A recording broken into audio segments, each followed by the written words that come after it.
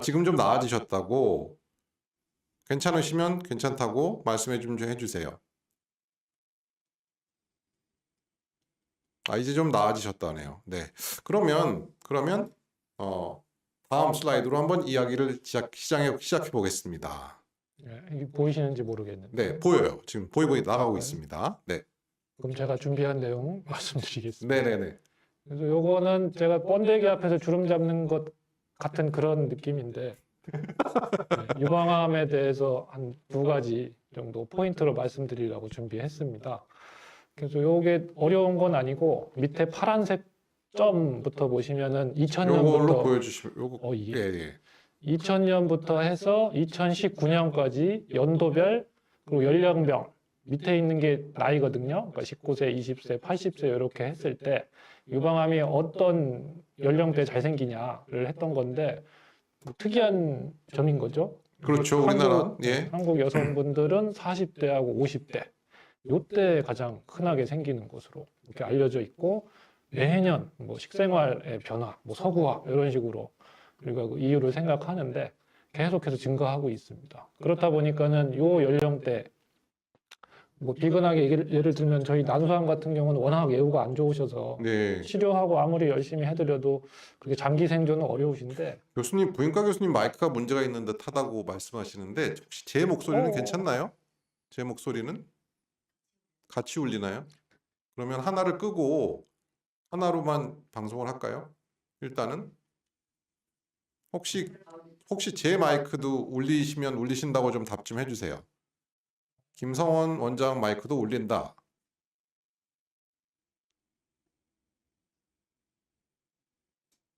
저는 괜찮나요?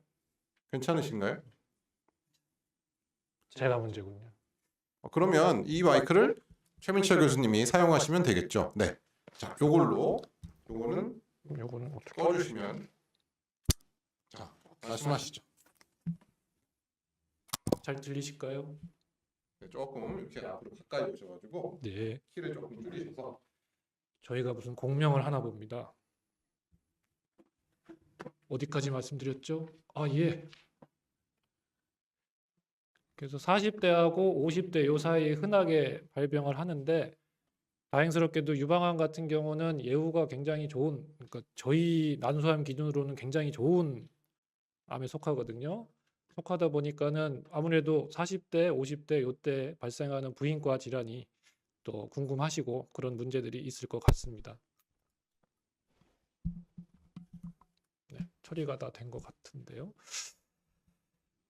그래서 말씀드릴 메인 내용이 타목시펜이라는 약이고, 그렇죠.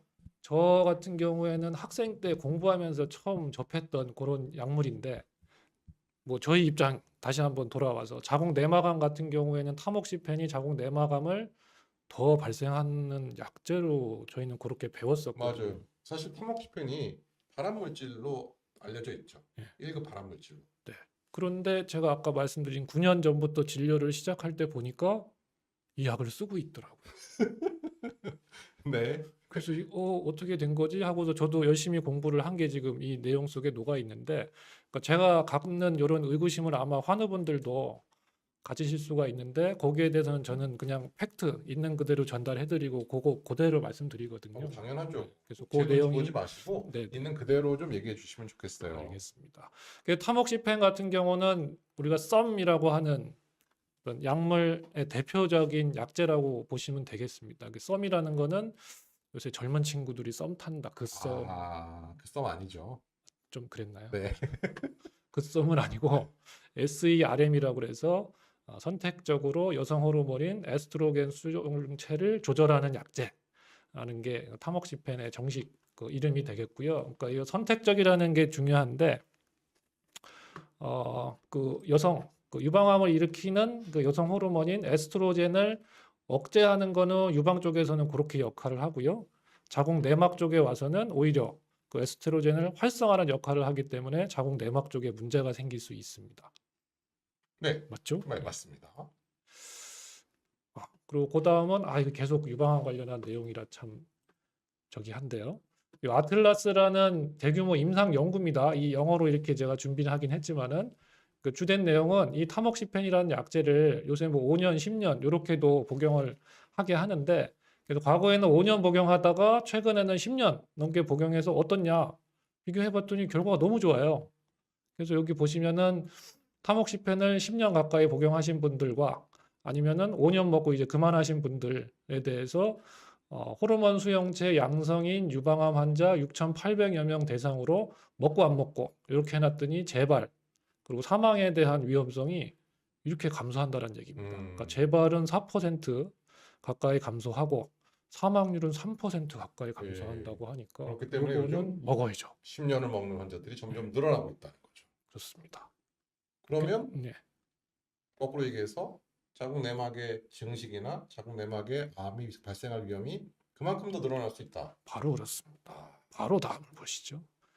그래서 타목시펜을 복용하시는 분들이 자궁 내막암이 어떻게 더 생기냐라는 거에 대해서 이렇게 간단하게 정리를 해봤는데 이 관계에 대해서 처음 정리를 한 거는 1985년 이런 분에 의해서 처음 기술이 됐다. 이름이 참 어렵네요. 킬라키라고 하나 봅니다. 어떤 나라에서 오신 분인지 아이고 제가 준비가 공부해서 안 돼 있네요. 다음번에 네. 좀 네. 하겠습니다. 그래서 제가 아까 모두에 말씀드린 내막암이 더 생긴다. 교과서에는 7이라고 돼 있어요. 7배. 7배? 5에서 3배가 아니고요. 제 배울 때는 아, 네, 네. 5에서 7배라고 돼 있었는데 네. 지금은 두세 배 정도. 두세 배 정도. 네. 3대 위험성이 그렇게 알려져 있습니다. 그럼 3배도 굉장히 높은 이거 거죠. 높은 거 아니에요? 생각할 거죠. 수 있습니다만 실질적으로 수치를 보면 1000명당 0.6명이 생길 게 1000명당 1.3명 생긴다. 그러니까 1000명 요 타목시펜 드시면은 한 명이 더 생길까 말까 하는 요런 정도니까 이렇게 팩트를 절대 말씀드리고 수가 그렇게 높지는 않네요. 그렇죠. 네. 그렇기 때문에 요 약은 드셔야 됩니다. 네. 라고 말씀을 드립니다. 득보다 실보다는 득이 많다는 거죠. 그렇죠. 네. 근데 혹시 교수님 혹시 지난 9년간 타목시펜 드시는 분 중에 내막암이 걸리신 분이 계셨나요? 안타깝게도 한 분 계셨습니다. 한 분 계셨어요. 그렇다면 제가 1000명 넘게 진료를 봤어야 되는데 딱히 그렇진 않거든요. 한 절반 정도 될까요? 그렇다고 그분이 꼭 타목시펜 때문에 생겼다라고 또 100% 확증을 할 수는 걱정할 없지만 수는 없죠. 네, 없겠죠. 한 52% 정도로 50% 정도로 가능성이 조금 더 높다. 네, 알겠습니다. 아무래도 위험성이 있으니까. 네. 사실 개인적으로 저는 없거든요. 저는 지난 20년 동안 모르겠어요. 산부인과에서 따로 진료를 받다가 진단되신 분이 있으실 수는 있지만 네. 저는 개인적으로 제 환자 중에 자궁 내막암이 발생했다는 분은 제 기억에는 또 없어서 네, 그렇게 흔한 일은 아니다라고 그렇습니다. 저는 늘 말씀드리고 있습니다. 이렇게 원장님한테 좀 보내드려야겠네요. 네. 생기지 말라고. 네. 그리고 몇 가지 더 생각을 해볼 수 있는 거는 타목시펜을 복용하면 자궁 내막암의 관계는 이렇게 정리를 할 수 있겠고 그 이외에도 자궁 내막으로 진행하기 전 단계를 자궁 내막 증식증이라고 하는데 네. 그 위험성도 조금은 올라가고 그리고 그 자궁 내막 용종 폴립이라고 하는 것도 조금은 더 생기는 걸로 알려져 있습니다. 하지만 요거는 암은 아니니까 그렇게 부담스러워하실 그럴 이유는 없겠고요. 그리고 마지막으로 자궁 육종이라고 하는 자궁 근종인 줄 알았는데 알고 보니 암 이런 거는 자궁 육종이라고 우리가 표현을 네네, 하거든요. 근데 그 자체도 너무 드물어요. 네. 근데 그 위험성도 조금은 올리는. 그러니까 여기 보면은 숫자상으로는 좀 많아 보입니다. 인구 10만 명당 안 드시는 분은 1명에서 2명인데 요 타목시펜을 드시면은 17명 생겼다라고 하는데 이것도 그렇게 전체적인 숫자에서는 많지는 않기 때문에 우리가 근종이 있는데 타목시펜을 드신다 하면은 좀 자주는 보고 감신해야 되겠지만 이것 때문에 암이 더 생겨서 변한다 이렇게는 네. 염려하실 필요는 없을 것 같습니다. 그러면 이 타목시펜 드시다가 자궁 증식이 좀 생겨서 이제 소파 수술이라고 보통 하는 DCB를 하게 되는 경우는 어떤 기준으로 그걸 하게 되나요? 자궁벽의 두께를 재는 걸로 듣긴 했는데 바로 나오네요. 원장님이 어떻게 이게 이렇게 짜고 한 것도 아닌데 이게 이걸 제가 미리 드렸던가요? 어떻게 이렇게 잘 아시고 네, 이거 바로 써 있네요 여기. 바로 네. 그렇습니다.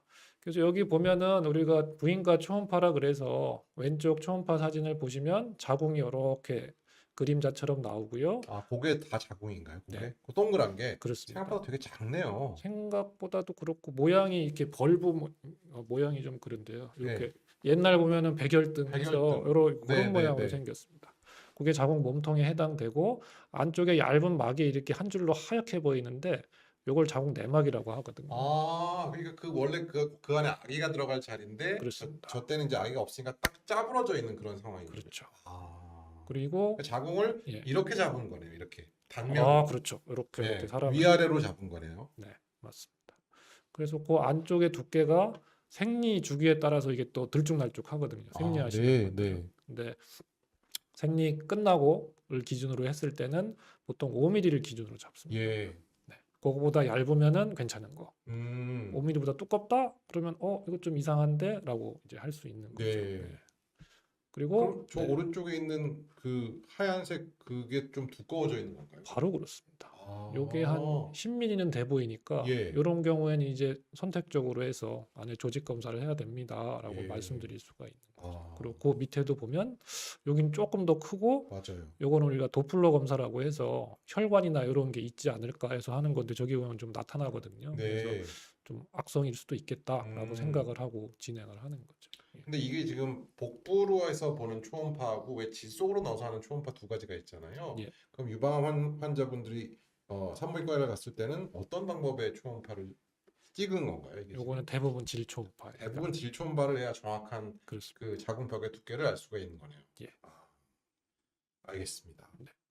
그래서 여러분 자궁 내막이 증식됐다는 거는 5mm 이상 두꺼워졌을 때 우리가 조금 의심해 볼 수 있다. 네. 하지만 자궁 내막이 두꺼워졌다고 해서 100% 자궁 내막암은 아니다. 그건 아닙니다. 그건 아니라는 거죠. 네. 알겠습니다. 행복한 성인의 교수님 긴장 많이 풀리신 듯 말씀 유머 있게 잘하신다고. 한번 또 들어드려야 될 것 같은데요. 네, 감사합니다. 감사합니다. 감사합니다. 네. 자, 다음 내용으로 한번 넘어가 볼까요? 그렇죠. 비정상 자궁 출혈 환자분들이 사실 이 타모xifen 드시면 생리가 없어지는 약이다라고 오해하시는 분들이 계시고, 네. 그리고 생리가 없어졌는데 중간에 갑자기 생리를 하거나 질출혈이 있을 때 이거 뭐 이상이 있는 거 아닌가라고 얘기하시는 분들이 많아요. 네. 실제로 타모xifen 생리를 없애는 약인가요? 근데 그게 참 겪어보면 반반반이거든요. 네, 하는 분도 있고 네, 아예 없어지는 분도 있고 네. 하다가 안 하다 이렇게 하시는 분들도 아, 있고 해서 원장님 말씀하신 것도 다 맞거든요. 환자분들이 네. 호소하시는 것 자체가. 근데 안타까운 건 아까 말씀드린 5mm라는 것도 저희가 타모xifen 복용하시는 분들에 대한 명확한 가이드라인은 현재까지는 없어요. 네. 대부분은 그게 아까 모두에 말씀드린 것처럼 호르몬을 자극하기 때문에 내막이 기본적으로 두꺼워지거든요. 그렇죠. 그래서 8mm도 나오고 10mm도 나오는데 그런 분들을 다 조직 검사를 하진 않아요. 원래가 그러니까 그 두꺼워지는 5mm라는 거는 결과적으로 타모xifen 안 먹는 사람들의 두께. 그렇죠. 아무 상관이 없는. 네네네. 알겠습니다. 그 부분도 제가 어떻게 좀 해볼까 하고 좀 연구를 해볼까 했는데 저희 쪽에는 별로 관심이 없으신 거예요. 네. 예. 그렇네요. 그래서 네. 내막암은 드물다. 드뭅니다. 아까 네. 말씀드린 거 1000명 중에 1.2명, 네. 1.3명 이 정도입니다. 그래서 네. 타모xi펜이 내막암을 높이기 때문에 좀 나는 안 먹는 게 좋겠다라고 생각하는 분들께 한 말씀 해주시죠. 네, 걱정하지 말고 드시고요. 검사 꾸준히 하시면 됩니다. 네. 그리고 원장님한테 진료 받으시면 그런 일이 없을 것 같습니다. 네, 알겠습니다. 네, 네. 저한테 진료 받는다고 생길 게 안 생기지는 않겠지만 말씀드리고 싶은 내용은 생각보다 적은 빈도로 발생한다라는 거를 기억하시면 되겠고요. 이 얘기는 뭔가요? 타모xi펜을 먹은 분과 퇴병 전후 나눠주셨는데 그러니까 비정상 자궁 출혈이라고 우리가 DUB라고 표현하는데 네. Dysfunctional Uterine Bleeding 그거에 대한 어떤 빈도 수가 안 드시는 분에 비해서는 드시는 분이 더 많다라는 그런 얘기고 네, 더 네. 나가서 폐경하신 분들이 그 빈도가 더 높더라라는 그런 이야기. 근데 비정상 자궁 출혈이 있다고 해서 다 암은 아니다라는 그렇죠. 것이죠. 여기 질문 주셨는데요. 프레지언님이 타모xifen 먹은 후에 분비물이 좀 늘으셨대요. 그래서 질정액을 처방 주시는데 한 번에 3일 정도만 처방해 주신다고. 보통 어떤 경우에 이런 일이 일어나나요? 저것도 마찬가지 생각을 저쪽 생리하실 때로 생각해 보시면 그 배란할 시기 되면은 에스트로겐도 그렇고 여성 호르몬이 좀 증가를 하면서 질 분비물이 늘어나거든요. 아, 근데 타목시펜이 그런 역할을 좀 해주다 보니까는 없던 것도 갑자기 이렇게 나올 수가 있어서 그럼 이때 처방받는 그 질정액은 어떤 작용을 하는 약인가요? 그냥 좀 지저분하니까 예, 깔끔하게 해주세요 하는 그런 좀, 용도라고 보시면 돼요. 좀 살균 효과를 주는 그런 약들인가요? 네, 그런 역할도 하고요. 네. 예. 고민이 해결되셨다고 이정현님은 또 아이, 말씀 주셨어요. 감사합니다. 네. 그러면 다음 비정상 자국 출혈 또 이어지는데요. 뭐 결국 계속 같은 내용인 것 같은데 네. 그럼 넘어갈까요? 네. 알겠습니다. 이것도 마찬가지인가요? 계속 네 그렇습니다. 네. 그러면 타목시펜과 자궁 내막 질환에서 산부인과 학회에서 가이드라인을 제시해 주셨는데 한번 네. 읽어볼까요? 그래서 요거는 죄송하지만은 미국 가이드라인이고요. 국내에서는 아직 뭐 그렇게까지는 돼 있지는 않습니다. 네. 왜 한국은 왜 가이드라인을 안 만드셨는지. 죄송합니다. 미국 가이드라인 한번 네, 이걸 리뷰해 한번 보도록 읽어볼 하겠습니다. 필요가 네. 있겠습니다. 2020년에 미국 산부인과 학회 가이드라인이고요. 총 7가지 꼭지로 이렇게 정리를 했습니다. 그래서 타목시펜은 10년까지 연장 사용 가능하다라고 자궁 내막암을 보는 산부인과 의사들이 이렇게 가이드라인으로 제시를 네. 해드렸습니다. 그 두 번째, 타목시펜 복용하시는 환우분들은 뭐 내막암, 증식증 또는 자궁 육종의 위험성에 대해서 정보를 제공받아야 합니다. 제공해드렸습니다. 네. 세 번째, 비정상 질출혈, 혈성 분비물 증상이 있는 경우 즉시 의료진에 알려야 합니다. 그리고 네 번째, 환자가 자궁 내막암 고위험군이 아닌 이상 그 정기적인 자궁 내막 감시 효과가 입증되지 않았으므로 정기적으로 자궁 내막을 감시하는 것은 권고하지 않습니다. 이건 무슨 말인가요? 좀 어려운 말인 것 같은데. 그러니까 이러한 뭐 피가 난다거나 질출혈이 있다거나 이러지 않고는 굳이 하지 괜히 할 마라. 필요 없다라는 건데 국내 현실상 그거는 좀 맞지는 않죠. 네, 네. 저희가 뭐 어디를 가도 병원 갈 수 있고 우리가 괜히 무섭게 있을 필요는 없으니까 그렇죠. 저 같은 경우도 6개월에 한 번, 1년에 한 번은 꼭 이렇게 네. 검진을 하시라고 말씀을 드리고 있습니다. 알겠습니다. 그러니까 우리가 이 말을 안 따르는 거죠. 그리고 다섯 번째, 치료 전 초음파 또 자궁 내시경은 폐경 후 여성에게 역할을 할 수 있습니다. 네. 그리고 폐경기 전 여성의 정기적인 부인과 모니터링 외에 추가 검사는 할 필요가 없습니다. 그리고 비정형 자궁 내막 증식증, 요건 제가 암 전 단계라고 말씀드렸는데요. 이 있는 경우에는 필요할 때 자궁 절제술을 미리 하고 그러고 나서 안전하게 타목시펜을 유지할 수 있는 거를 여기도 비정형 증식증이 있군요. 고려해 볼 수 있다라는 거지 그렇게 하시라는 얘기는 아니니까. 네네. 미국 말은 우리 말도 그렇지만 미국 말도 끝까지 끝까지 들어봐야 되겠습니다. 보셔야 되겠다. 네. 많은 분들이 다음 내용으로 넘어가기 전에 많은 분들이 지금 질문을 해주고 계시는 부분이 있는데 타목시펜이라는 약 말고 타제 억제제라고 네. 우리가 아리미덱스 혹은 페마라, 레나라 등의 여러 종류의 약들이 있어요. 예. 이런 약들은 실제로 자궁 내막 증식을 얼마나 시키고 그리고 자궁 내막 암도 타목시펜처럼 많이 올리고 있는지를 많은 분들이 지금 질문해 주시고 계시거든요. 한번 여기에 대한 답을 좀 주시면 좋겠습니다. 근데 요것도 원장님이 너무 잘 아시겠지만 질문하시니까 제가 답을 드리면 그 약은 뭐 우리가 타목시펜하고 비슷하게 드시는 약이지만 관련이 없습니다. 그러네요. 자궁 내막 증식도 일어나지 않나요? 기전 자체가 다르기 그렇죠. 때문에 그러네요. 여러분, 아로마테이즈 억제제는 피하에 있는 지방을 원료로 이용해서 여성 호르몬으로 바뀌는 그 과정을 차단해서 혈중의 여성 호르몬의 레벨을 떨어뜨리는 그런 약이기 때문에 아까 말씀드린 썸 탄다고 얘기했죠. 썸이라고 분류하는 그 타목시펜과는 아예 기전 자체가 다른 약이네요. 그렇습니다. 그렇기 때문에 자궁 내막의 증식을 일으키지 않는다고 이해하시면 될 것 같고 또 자궁 내막에 대한 암의 위험도 역시 증가하지 않는다. 네. 안전한 약이네요. 자궁의 입장으로 봤을 때는. 근데 대개의 경우는 폐경 여성분들 뭐 대개가 아니라 100%. 그러니까 예. 그래서 타목시펜은 폐경 전, 네. 저 페마라 같은 경우는 폐경 후 이렇게 사용하는 걸로 알고 있었어요. 네. 그래서 뭐 와니와니님 포함해서 많은 분들이 페마라 아로마테이즈 억제제를 드시고 계신 분들 많은 분들 계신데 자궁 내막에 대한 걱정은 하지 않으셔도 좋겠다는 부분이고요. 타모ок시펜이 사실 타모ok시펜 드시고 계신 분들이 산부인과 수술하시는 분들도 간혹 많이 계시잖아요. 그렇습니다. 근데 타모ok시펜은 자궁 내막뿐만 아니라 혈전을 많이 만드는 그런 약물이기 때문에 네. 반드시 전신 마취를 할 때는 2주 정도를 끊도록 저희가 권고를 하고 있습니다. 그래서 혹시라도 전신 마취를 하는 수술을 계획하고 있다면 수술 전 2주 전에 끊도록 저희가 권고를 하고 있고, 하지만 아로마타의 억제제는 그런 부작용이 없기 때문에 저희가 먹으면서도 수술을 할 수 있는 그런 장점이 있다라고 보시면 되겠어요.